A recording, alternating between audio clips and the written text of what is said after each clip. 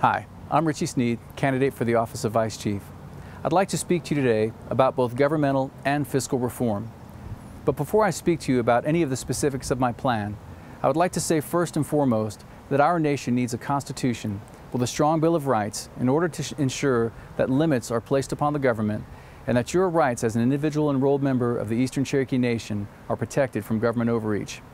One of my primary objectives as Vice Chief will be to help facilitate the drafting, amending, and approval process for our Constitution.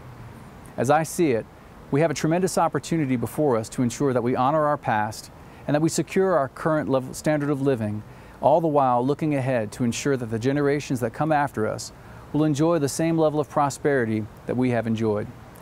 This can only happen if we put some important governmental fiscal reforms in place to safeguard our continued success. Currently, our Tribal Council is working to implement a code of ethics for all elected officials. This is an important first step in the accountability process for our leaders. We must understand that elected officials are public servants and are therefore held to a higher standard of both personal conduct and morality. What cannot continue is the idea that elected officials are somehow above the law. Next, I believe that it's imperative that the Tribal Council adopt legislation that would enact term limits for all elected officials. 2 terms for the Chief and Vice Chief, and 4 terms for the office of Council Member.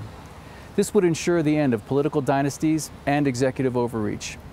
Term limits would also foster new leadership that will keep our government efficient and relevant in its day-to-day operations. Now, in regard to fiscal policy, we must adopt a strategy that emphasizes the diversification of revenue streams while at the same time paying down our debt. We can no longer simply rely on a single revenue stream for our primary source of income.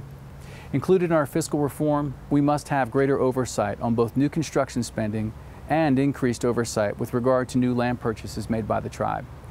I would also initiate the feasibility study on operating our own lending institution for new building projects as well as home mortgages for enrolled members. Since 2008, lending standards have tightened, and many middle-class families find themselves locked out when trying to secure a new mortgage.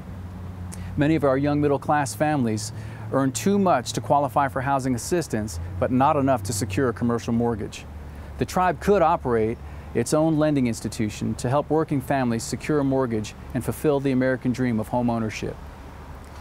We have before us the opportunity to implement reform that will have a positive outcome, not only for this generation, but for generations to come. Currently, there are candidates running for every office that understand the great challenge before us. These candidates have the best interests of the people in mind, and I would encourage you to be involved in the process this election cycle. Seek out the candidates, ask them questions, make an informed decision, and cast your vote for the candidates who are not satisfied with business as usual, but will bring about the type of change that will benefit our entire tribe.